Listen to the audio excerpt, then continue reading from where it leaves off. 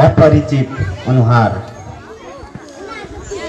छेउबाट चिहाएर कहिले भुइँ हेर्दै जिस्किएर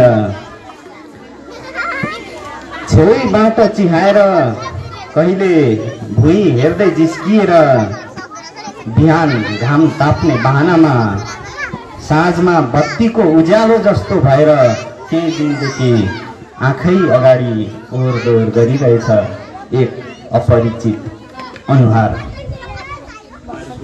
नचिनेको जस्तो तर चिनिसकेको, नदेखेर पनि देखिरहेको, नबोलेको जस्तो तर बोलिरहेको, आँखाको भाकामा मुस्कुराउँदै हेर्दै आज पनि मेरै छेउबाट गयो त्यही अपरिचित अनुहार।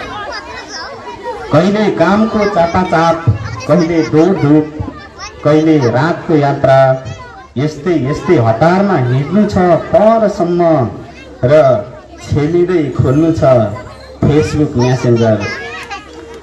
अक्षरहरूको आवाजबाट एकछिन साटेर जिन्दगी बुझी हेर्नु छ उनको खबर। तस्बिर फाटुन्जेल हेर्दा पनि नसकिने जुन टाँसेर आँखामा खोजी हेर्नु छ मिठा प्यारका खोल्साहरू।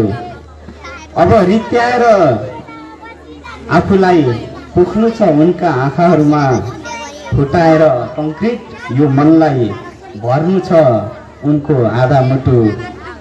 सपना टिपेर राखिदिनु छ उनकै अगाडि स्वर्णिम फुलहरू।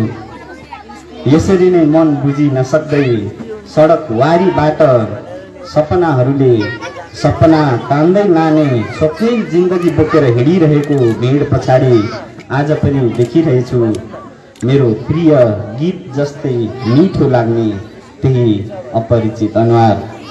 धन्यवाद, नमस्कार।